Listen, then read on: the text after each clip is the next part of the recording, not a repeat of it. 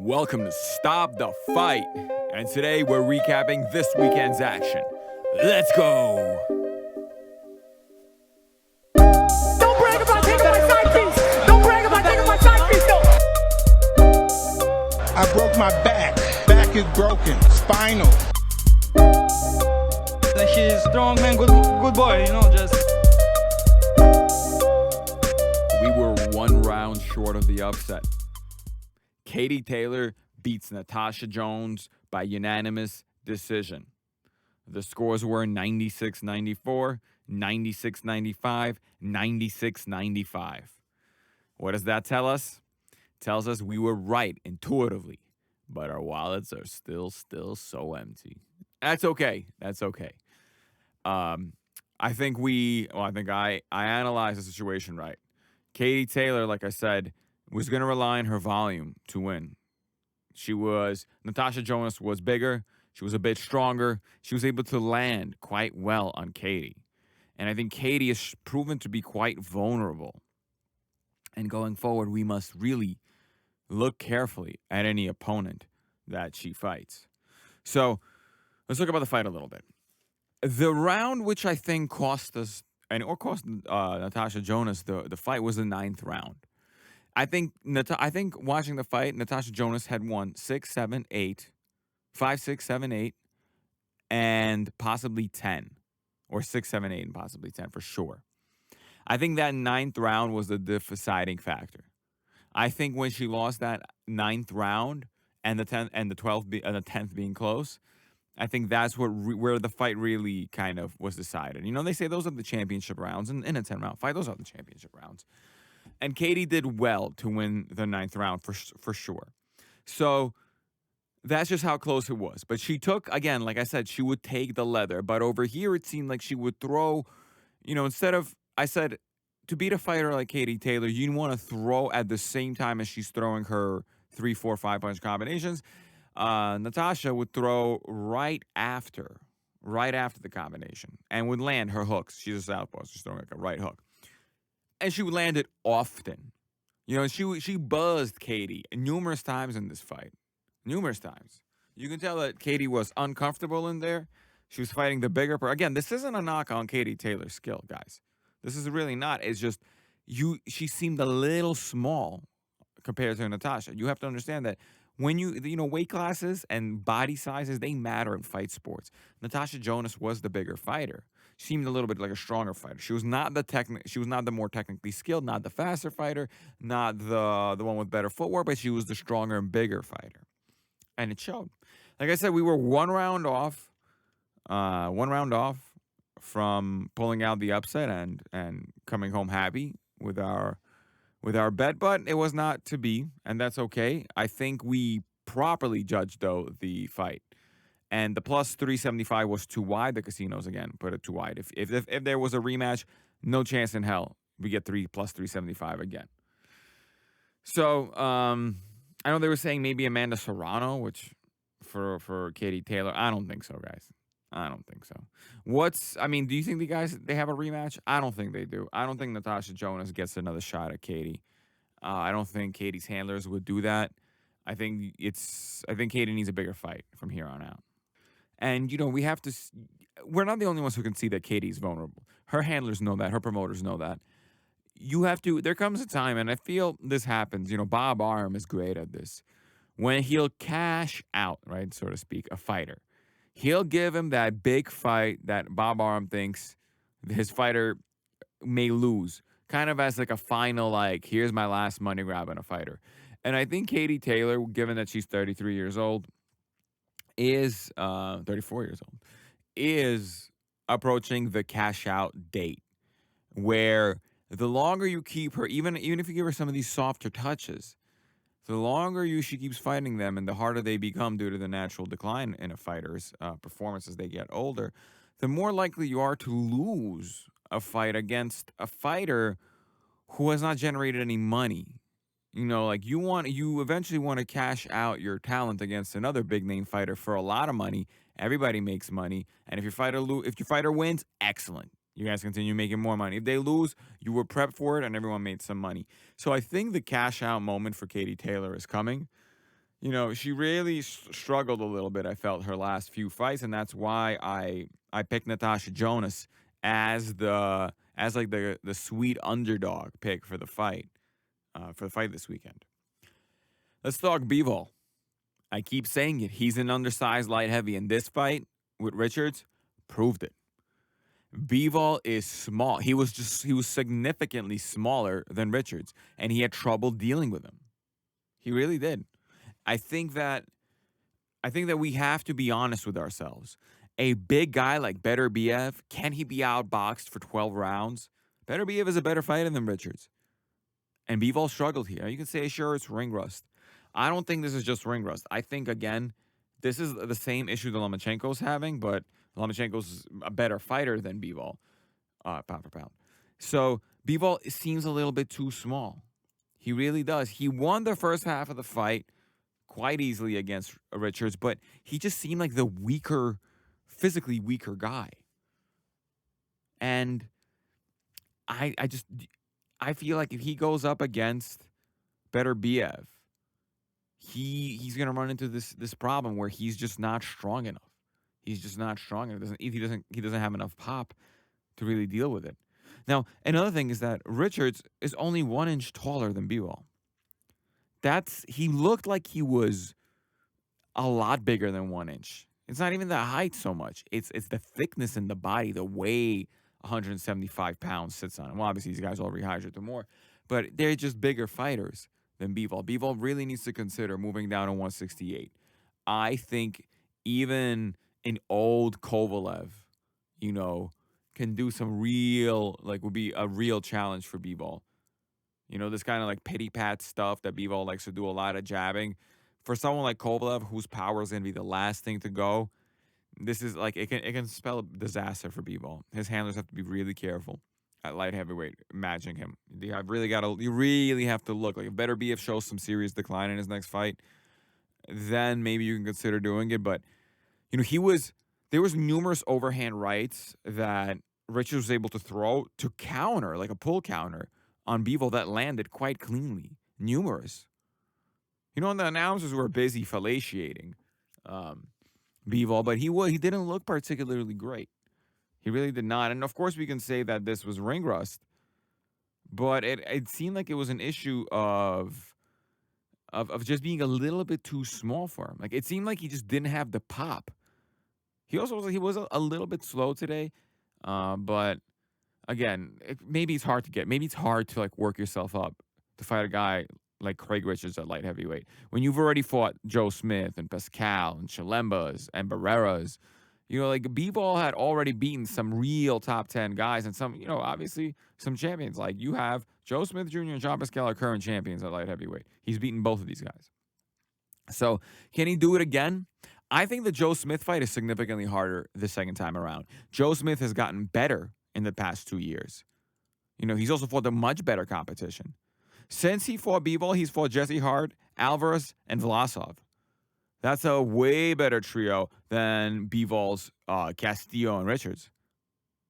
He's more active. He's sharper. He's looked better in his few fights. And I think that last fight that was kind of a tough one for Joe Smith.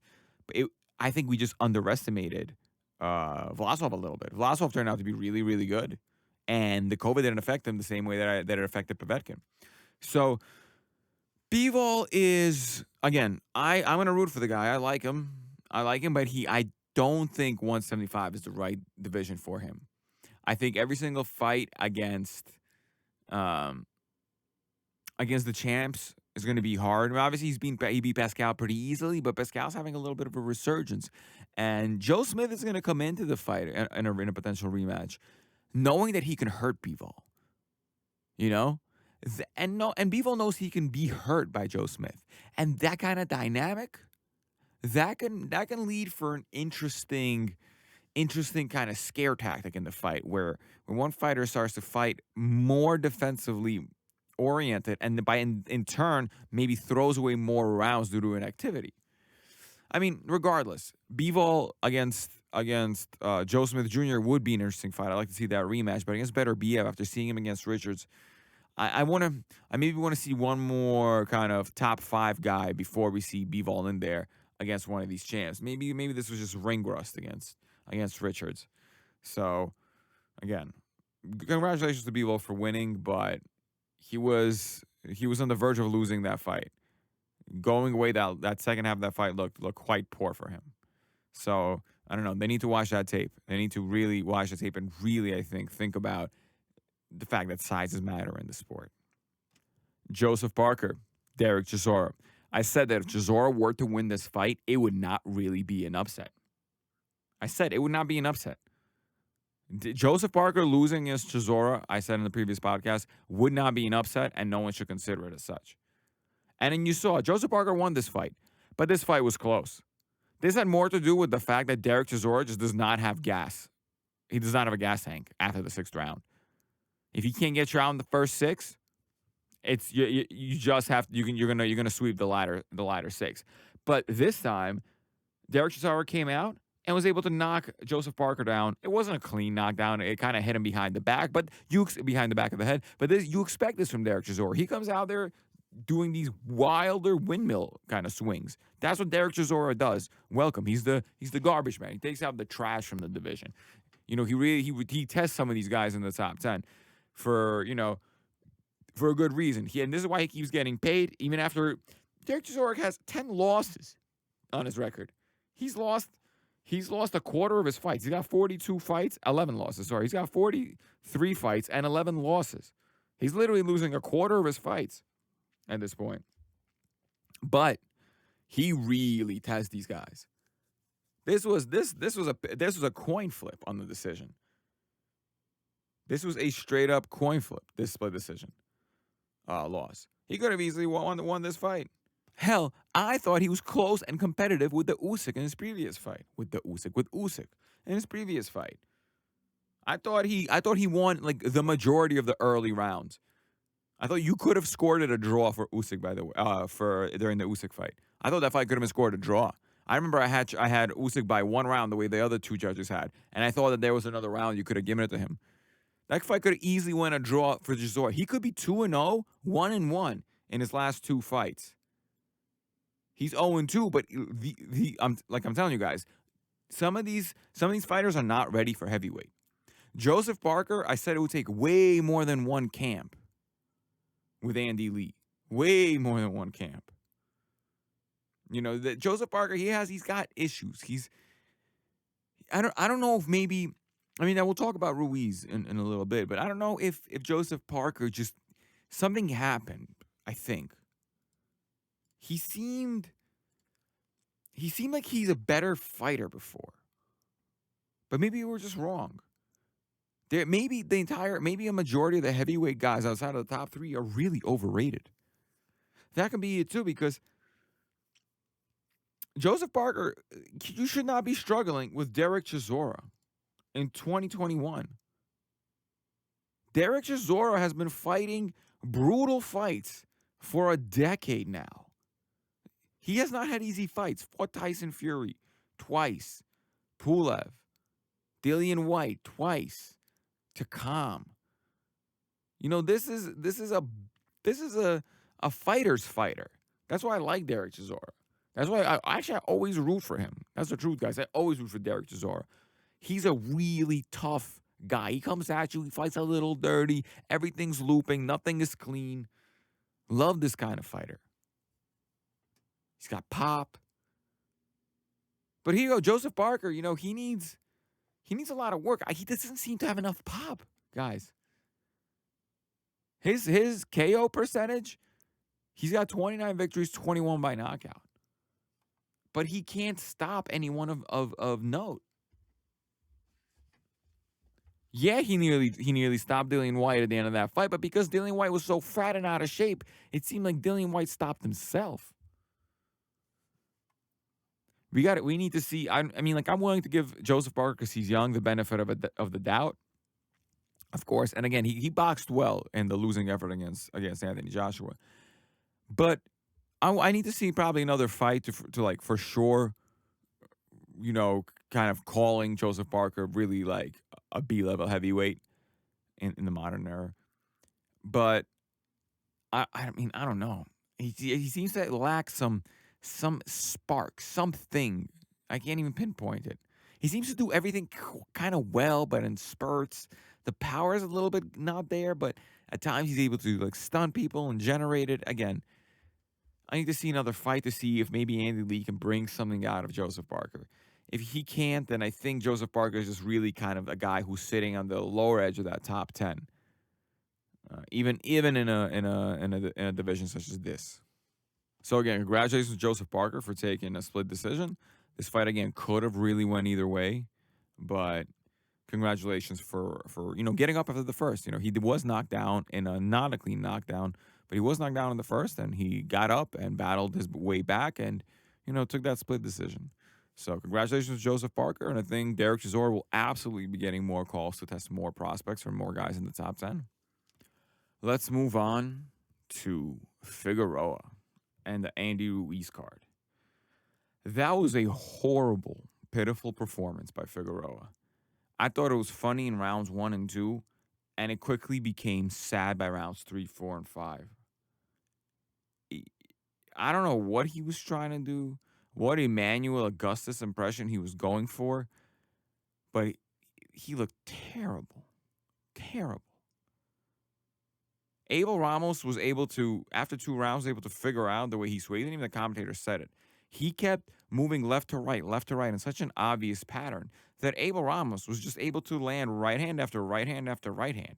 Numerous times you saw him just wait until Omar Figueroa would just go to the other side, timed, and then just hit him. He just kept landing flush right hands on him. That was a bad performance by Figueroa. Really bad. And this is, like I said, 2 fights ago, he was undefeated and looking good. And now he looks like he's done with the sport. Like I said in the interview, saying like how he doesn't have it in him. I get the sport can really take it out of you very, very quickly. And sometimes some of these fighters just lose their ability to, not their ability, but they lose, all that happens too sometimes, but they lose their will to fight. And that's the most dangerous thing because you start getting hurt. If you don't really want to be in there, you start getting hurt. So Omar Figueroa needs to go and figure out whether he wants to continue fighting because he can't be allowed back in the ring if he does what he did against Abel Ramos. He really can't. That was a pitiful performance. I feel bad for the trainer. I feel bad for him. I feel bad for everyone kind of involved. Then let's talk about Andy Ruiz. And let's talk about Cristobal Arreola. That was a much better fight for Cristobal Arreola than I thought going in. And that was a really quite, I don't even know how to put this, a poor performance. Underwhelming. It was an underwhelming performance for Andy Ruiz. And I think what this is going to raise, what the kind of questions this is going to raise, are these. Was Andy Ruiz ever really that good to begin with? Was he really the kind of heavyweight we all imagined him to be after that first victory over Joshua? First, let's go back. Let's talk about the Chris Arreola fight. So Andy Ruiz goes down in the second round after he gets caught on the side of the head by a straight right hand that Arreola threw. Now, Arreola seemed to consistently catch Andy Ruiz with power shots throughout the fight. Certainly in the first half and in the middle rounds. So, I will say that, of course, I thought Andy Ruiz won. He won it pretty wide as well. Outside of the second, third, and I think 1 or 2 of the middle rounds, I think I gave every other round to Ruiz. I thought the first was a coin flip. So I thought best case scenario, you gave like 4 rounds to Arreola plus the knockdown. So I thought that was the best case scenario for Arreola in this fight. But for a 40-year-old guy who has been fighting, for well over a decade at the top level, he did well. Arreola did very well. Andy Ruiz, not so much. Like I said, he was letting in a lot of punches. Yes, he has hand speed. We know this. Yes, he's got a little bit of pop. But it wasn't so evident in this fight. He landed numerous times clean on Arreola. Now, Arreola, of course, is a great chin. But he landed numerous times clean and didn't he maybe stunned Arreola a couple times throughout the fight, but this wasn't the destroyer, as his nickname would suggest. As a matter of fact, Andy Ruiz has not been destroying anybody. Speaking of destroying, he's really destroyed how many guys in the past? In the past 5 years, he's got 3 stoppages. 3. Does that sound like a destroyer to you? Since 2016,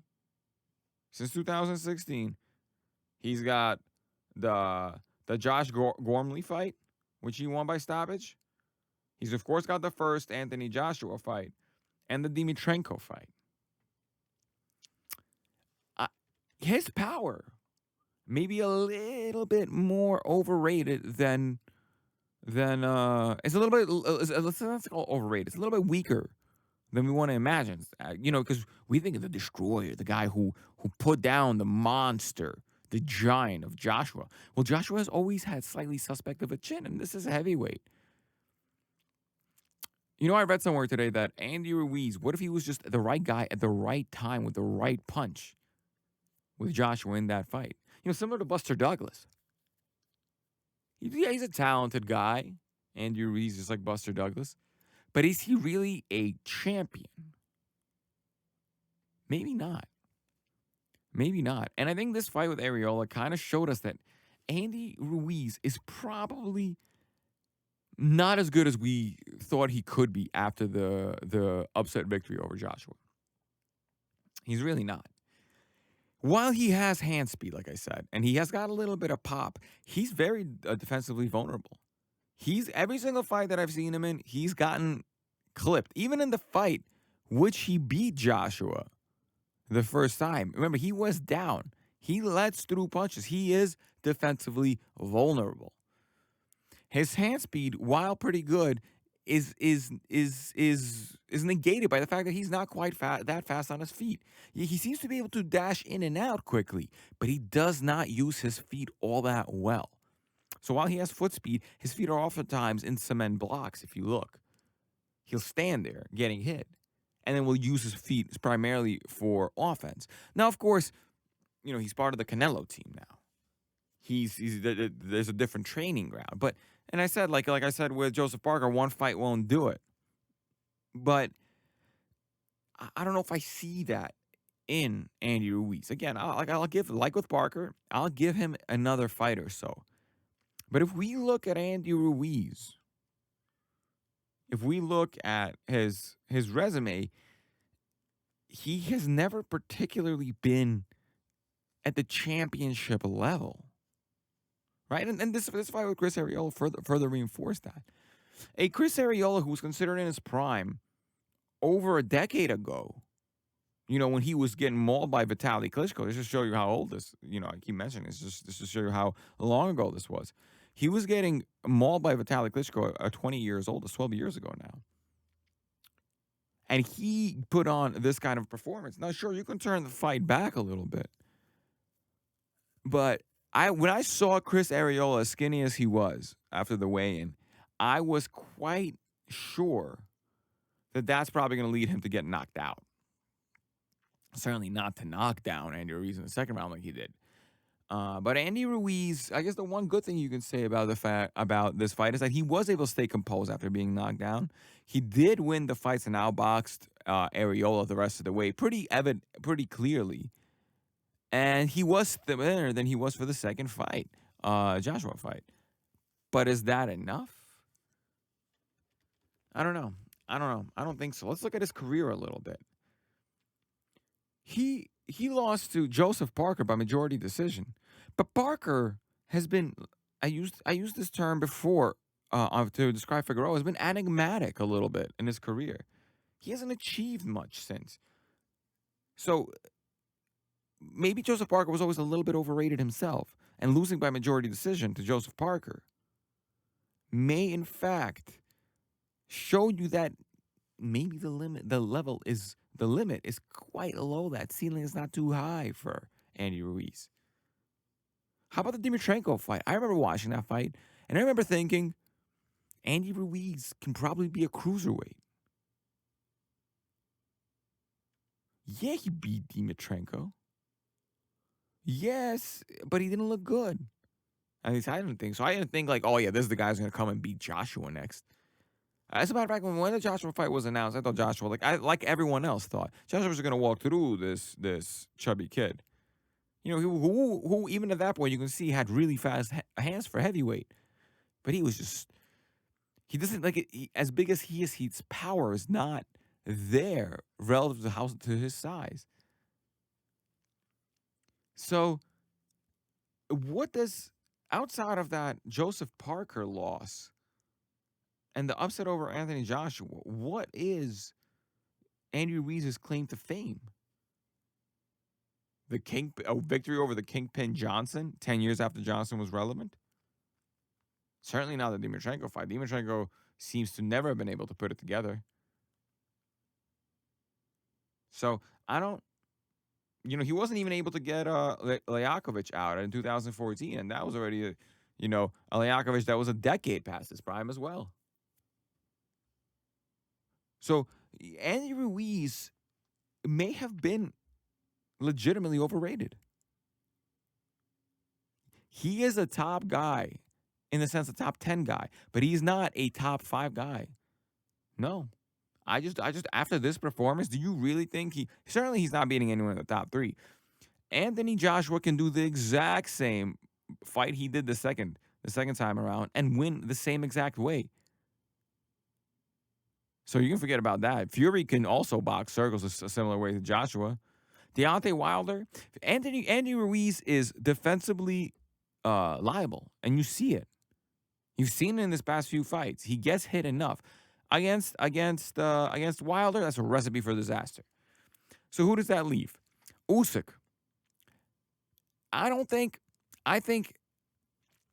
it'll work for him. I think Usyk's feet are way too fast. Usyk will similarly outbox him at range the entire time. Like people were saying, oh, his 3-punch combination is so fast. It's not going to land on Usyk. And he doesn't have the power, I don't think so, to stop Usyk. So he's probably not beating Usyk. It's going to be Dillian White, right? Dillian White is the next guy that you're probably thinking of, or a Parker rematch. But that puts him right outside the top 5.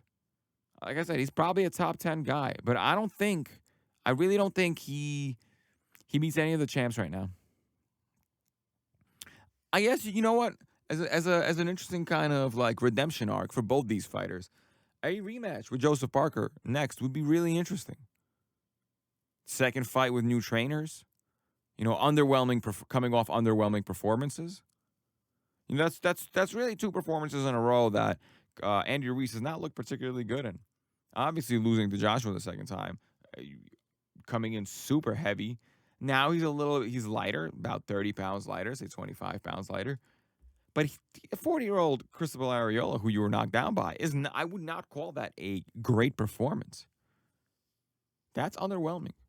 And Joseph Parker's previous 2 performances are underwhelming. Junior Fa, literally who, and Derek Chisora in 2021. Nearly losing both fights. Underwhelming. These guys need to rematch each other. And maybe the winner of that fight is the number 5 heavyweight in the world. Maybe. So, again, congratulations to Ruiz Arreola, who was able to turn back the clock and put it. If this is his last fight, which I don't think it will be anymore. I think he's got enough. I think he didn't take that much damage here. Yeah, he had some blood on, he had some redness on his face, but he didn't take all that much damage in this fight, even though I thought, comfortably lost. He'll get another payday if he wants it. But at 40 years old, you can't be getting knocked down by Ruiz Arreola, who was never quite the knockout puncher, even in his prime. He would stop people with volume, oftentimes. He wasn't a one-shot kind of guy, so getting knocked down and getting hurt numerous times. Remember, Andy Ruiz was buzzed numerous times in this fight, in the second and in the third round. And I think there was one other time in one of the mid-rounds. I think he was caught. He got caught with the hook numerous times, by the way, speaking of which. It was the hook that was catching Ruiz. We all think about the knockdown, which was the straight right, but the hook was catching him quite often. Why? Because Andy Ruiz is short arm, so he has to come into range to throw his shots. That's what will happen with short arms. Vladimir Klitschko was everyone's saying, oh, just get close to him and you can beat him up close. Yeah, but his arms are really long. So, of course, he's going to keep throwing the 1-2. That was one of his critics. Oh, well, he does throw the 1-2. Because why would you fight against your natural gifts? Vladimir Klitschko has long arms. He's going to fight at distance. Andy Ruiz has short arms. He has to fight up close. But that left him vulnerable to hooks. And we saw in the first Joshua fight, he was knocked down by a hook. Short hookers will indeed, like a prime Povetkin, I would think would absolutely KO Andy Ruiz. That would be a horrible fight for Andy Ruiz. He'd have to sit close. And Povetkin is one of those, I think he's probably got the best hooks in the division, is one of those guys who in his prime would absolutely, I think, spark Andy Ruiz. At least the kind of Andy Ruiz that I'm seeing. Now that I'm a little bit more clear-headed. I think we were all very excited and thought the world of Andy Ruiz after the first Joshua fight, overlooking his flaws, which I think were evident, like I said, in the Dimitrenko fight and the Joseph Parker fight. So I would like to see a rematch between those two guys just to see who's where and to kind of correct the record on a fight that would be 5 years in the making of this rematch. So again, it was a good weekend of boxing. We nearly got the call. Like I said, one round goes a different way. That ninth round, I'm gonna say that ninth round cost us a plus 375. If Jonas wins the ninth round, which I'm sure she lost on all the cards, we win that fight, we all go home happy. But I guess we diagnosed it right. Like I said, it's a little moral victory, even if not a monetary one. So again, that's gonna do it for me. I'll see you guys on Thursday, and it's over. I'm gonna go home and break my wife's hip. Don't brag about taking my side piece. Don't brag about taking my side piece, though. I broke my back. Back is broken. Spine